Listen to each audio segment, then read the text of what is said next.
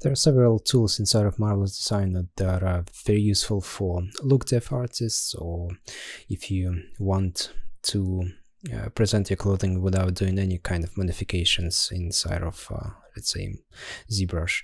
And those tools are buttons, zippers, piping, and there is also stitching, which is available in the 2D view. But I would like to go and talk about the buttons. In the object browser, we have the fabric tab open, but we also have button and buttonhole, and I'm going to talk about stitches and buttonhole in other videos. So if we click on the button tab, we get to see our button, and this works just like with fabric. We can add as many buttons as we want, and we can choose whatever shape and size of those buttons that we want. And speaking of, if we go into the property editor, there are a bunch of settings that I would like to go through quickly. So the first one is obvious, it's open and save. So if we modified the button in some way, we changed the width, we changed the thickness, or changed anything else, color, those kind of things, we can save this button and then reopen it if we wanted to use it for another project. We can also change the name if we want, or we can double click. Again, it works just like the fabric. And more interesting property is the shape. By default, it's set to, well, a very much default looking button. If we click on this triangle, however, we can see a lot of variations of this button, and this is the same menu where your custom buttons are going to appear, and I have a few of them created here just for the presentation sake. They're not just buttons in here. There's also some snaps, which is a very cool looking piece of clothing, of accessory. If we making, let's say, leather jacket, or if we make denim jacket or jeans.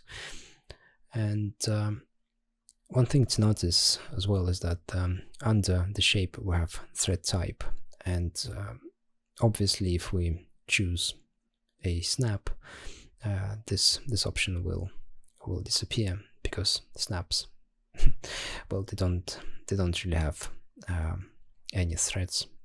They're simply metal objects. But if we go back and we choose a button that has 4 holes, so let's say this one, and we change the thread type to something else, this is what happens. So if we choose parallel, this is what we're gonna get. If we choose square, this is the look. So there's quite a bit of customization for such a small object, which is very nice. Like I said, for somebody who's working as a look dev artist, who doesn't want to spend any time creating those things in modeling programs, and simply want to have a nice looking buttons. So this is a very cool thing in here. In terms of width and thickness, this is very obvious. We can change the radius or diameter. Diameter of the buttons. We can change the thickness, and I'm going to talk a little bit more about the weight, because this can be very useful for simulation purposes. One thing to mention though, if we change the thickness, the weight changes automatically as well, which is quite interesting. That the developers created this kind of connection. Another thing to talk about is color, and the thing about the color is not the obvious option, which is to choose the right color, but the color of the thread, because if we change the color in here in the button, everything changes. The thread changes color as well.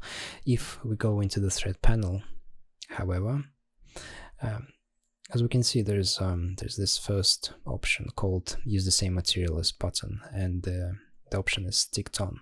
If we untick this, we can now choose the all the settings individually from the button, so we can work just with the thread itself.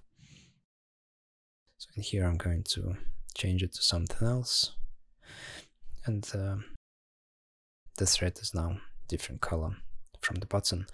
Again, just a handy tools for people who want to have complete results from Marvelous when it comes to presentation.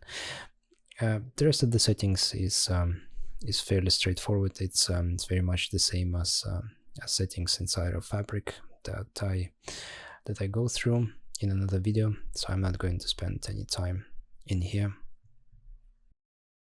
If you enjoy this content or find it useful, please consider supporting me by buying me a cup of coffee via the link in the description. There are also properties inside of the button geometry itself. If we select this tool, which is called Move and Select button, Select and Move button, sorry, I call this Edit button because that seems to me what it does. And if we click on the button itself, we see some other options. And when it comes to customization, this is the only one I'm going to talk about, which is angle.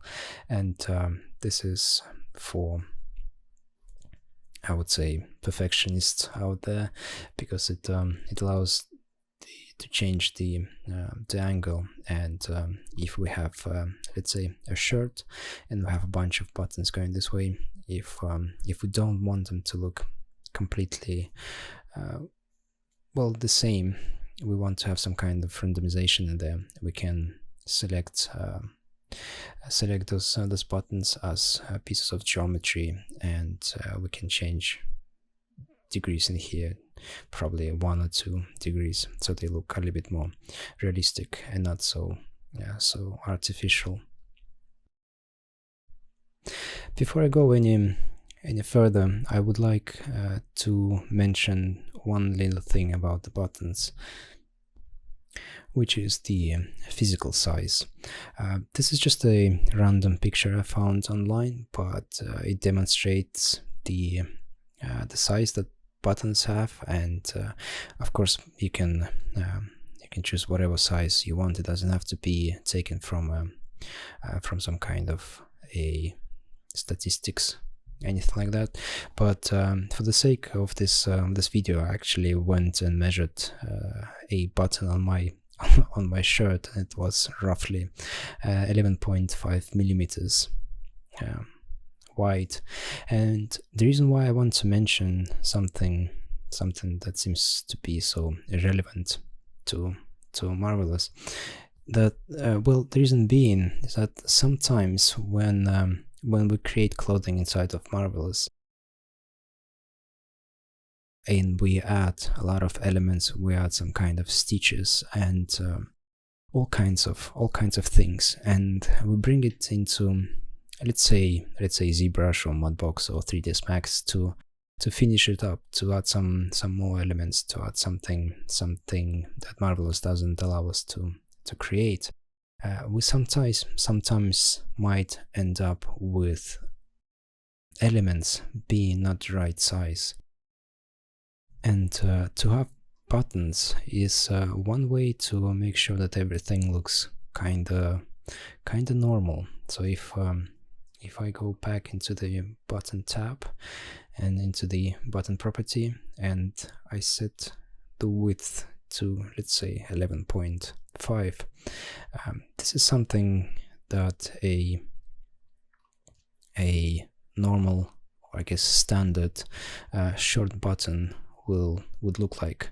And if we have elements like pockets, this could be a useful thing to keep everything in perspective, because if we don't have something that is based on real life reference, we might end up having pockets or some other elements that might be either too big or too small. So it's not exactly why this tool is here, but I think it could be used in this way as well.